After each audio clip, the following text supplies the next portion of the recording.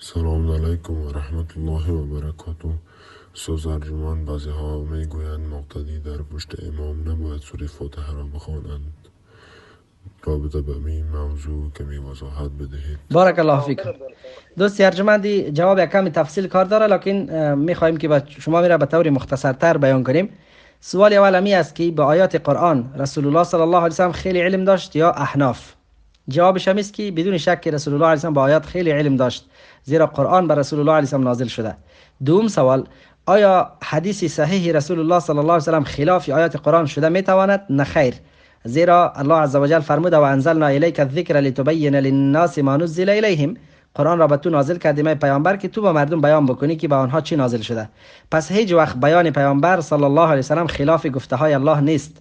اگر بیان پیامبر صلی الله علیه و سلم خلاف گفته های الله عز و جل می بود، الله متعال میگه ولو تقول علینا بعض الاقاویل لاخذنا منه بالیمین ولقطعنا منه الوتین فما منکم من احد عنه حاجزین. اگر پیامبر چیزی را از پیش خود بگوید خلاف الله گپ را بزنه، الله متعال میگه دست راستش میگیرم و گردنش قطع میکنم. یعنی هیچ امکان نداره که او پیامبر الله باشه و بازم بیا گپا را خلاف الله بگوید. الله یک چیز گفته باشه و پیامبرش دیگه چیز. این برادرای نفی ما متاسفانه یعنی یک عادت بسیار زشت است که الله را با پیامبرش جنگ دادن، قرآن را با حدیث جنگ دادن و تکر ایجاد کردن به خاطر تایید مذهب. قرآن را با حدیث جنگ بده تا اینکه مذهب صحیح شود. یعنی تاسف است به همچون مذهب که به خاطر تصحیح از او آیات را با حدیث بجنگانیم. این آیات قرآن کریم است، در سوره اعراف نازل شده. سوره اعراف در مکه هست. سوره اعراف سوره مکی هست. الله عز و جل فرموده اذا قرئ القرآن فاستمعوا له وانصتوا لعلكم ترحمون.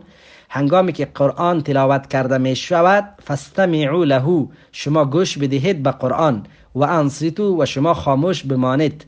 انصتوا انصات سکوت، یعنی سر و صدا نکنید. انصتوا چی معنی؟ سر و صدا نکنید. لعلکم ترحمون، تا اینکه بر شما رحمت الله نازل شود. درجه تو 10 گپ صحیح را یاد بگیر برادر گرامی. 10 گپ اول، این آیت مکی هست و احادیثی که در رابطه با وجوب و لازم بودن سوره فاتحه بیان شده احادیث مدنی هست. یعنی در مدینه نبی علیه السلام گفته، زیرا اصحابی که حدیث روایت کردن در مدینه ایمان و اسلام آوردن، مثل ابی هریره رضی الله عنه که در 4 سال اخیر حیات رسول الله صلی الله علیه و ایمان آورده. یک. دوم، اینمی آیت را رسول الله صلی الله علیه و میدانست یا نه؟ بدون شک میدانست. پس یقین داریم که احادیثی که درباره وجوب سوره فاتحه آمده با آیات در تضاد و در تعارض نیست. سوم، درجه الله متعال گفته اذا قرئ القرآن فاستمعوا، گوش بدهید. شما برادرای حنفی خود در نمازهای خفیه هم چوب مخ هستید، دهنتان پلاستر میکنید، نمیخوانید، در حالی که اینجا گفته فاستمعوا، گوش بدید. شما چرا گوش میدید؟ در نمازهای خفیه هم شما از این آیات استدلالتان فاسد است. چهارم، کتابی هست به نام نور الانوار از احناف است، کتاب اصول فقه، و میگه در این آیت الله عز و جل گفته که خاموش باشید. در آیت دیگه گفته که فقرؤوا ما تیسر من القرآن، فقرؤوا ما تیسر من القرآن. در اوج امر کرده که شما قرائت بکنید. این دو آیت میگه بینشان تعارض است، بینشان یعنی این دو آیت بین خود جنگ دارن. اذا تعارضتا تساقطا، وقتی که دو آیت با هم جنگ کرد هر دوش انداخته میشه. نعوذ بالله. این گپ بسیار بی‌ادبی است، لکن گفته هر دوش انداخته میشه و خلاص، در حالی که هر دوش انداخته نمیشه و معنای خود داره و این معنای خوده و بین ازیا تعارض نیست. دیگری که دوستی گرامی، این آیت در جواب کسای نازل شده بود که گفتن لا تسمعوا لهذا القرآن والغوا فیه، شما به این قرآن گوش ندید و سر و صدا بکنید. مشرکین گفتن قرآن را گوش نگیرید.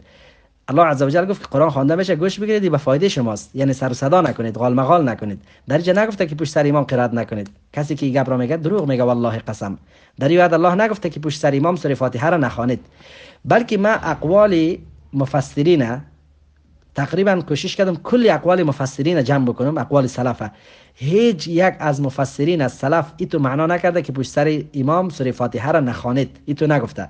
بلکه بیشترین چیزی که پیدا کردم که یک جوانی بود در بین مسلمان ها، هر آیه را که نبی علیه السلام میخواند یا میخواند به صدای بلند، نبی صلی الله علیه و سلم به قرائت خراب میکرد.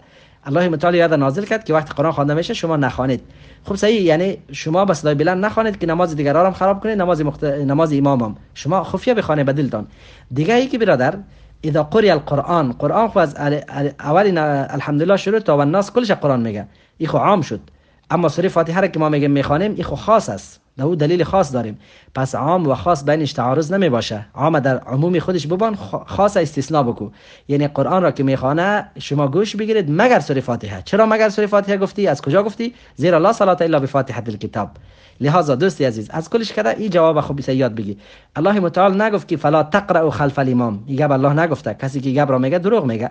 الله متعال گفته که فاستمعوا، گوش بدید، و انصتوا، سر صدا نکنید. انصتوا سکوت چی معنی؟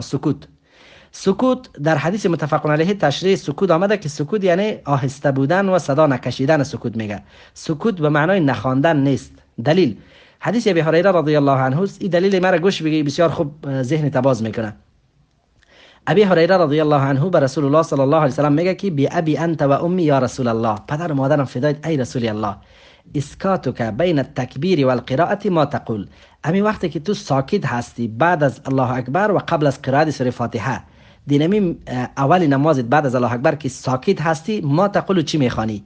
نبی صلی الله علیه و سلم فرمود که اقول، میگویم اللهم باعد بینی و بین خطایای تا آخرشه.